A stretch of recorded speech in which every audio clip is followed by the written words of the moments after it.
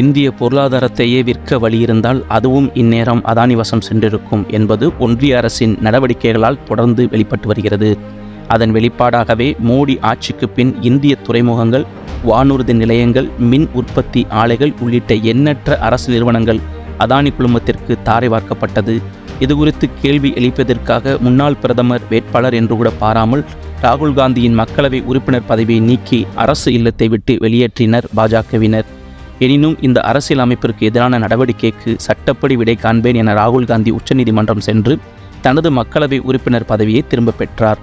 ராகுல் காந்தியை தொடர்ந்து திரிணாமுல் கட்சி மக்களவை உறுப்பினர் மஹிவா மெய்த்ராவும் அதானி மோடி தொடர்பு குறித்து கேள்வி எழுப்பியதால் மக்களவை உறுப்பினர் பதவியை பறிகொடுக்க நேர்ந்தது. இவ்வாறான சூழலில் 2023ஆம் ஆண்டு ஜனவரி அன்று அமெரிக்க ஆய்வு நிறுவனமான ஹிண்டன்பர்க் அதானி குழுமத்தில் முறைகேடு நடப்பதாக அறிக்கை வெளியிட்டது.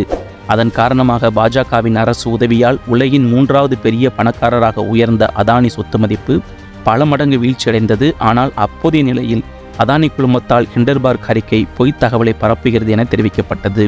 இந்நிலையில் இதுகுறித்து உச்சநீதிமன்றத்தில் வழக்கு தொடரப்பட்டு இந்திய பங்கு மற்றும் பரிவர்த்தனை வாரியம் SEBI விசாரணை நடத்த வேண்டும் என உத்தரவிடப்பட்டது. எனினும் SEBI விசாரணையில் தொடர் மந்தம் நீடித்து வந்த நிலையில் தற்போது சுமார் 1 ஆண்டுக்கு பிறகு ஹிண்டன்பர்க் தெரிவித்தது உண்மைதான் என அம்பலப்பட்டுள்ளது.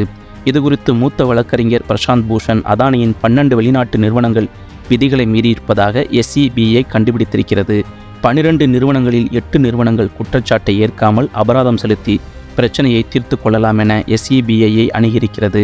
ஹிண்டன்பர்க் அறிக்கையின் மையமாக இருந்தது இந்த நிதிகள்தான் என தெரிவித்துள்ளார்.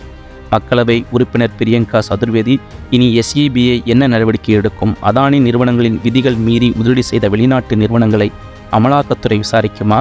இந்த முதலீடுகள் செய்வதற்கென மட்டுமே அந்த நிறுவனங்கள் உருவாக்கப்பட்டனவா, அல்லது அந்த நிறுவனங்களை வெறுமனே SEBI எச்சரித்து விட்டுவிடுமா? விடைதான் எல்லாருக்கும் தெரியுமே என குற்றம் சாட்டினார். இவ்வாறு தேர்தல் நேரத்திலும் அதானியை தாங்கி பிடிக்கும் மோடி அரசிற்கு எதிர்ப்புகள் குவிந்து வருகின்றன.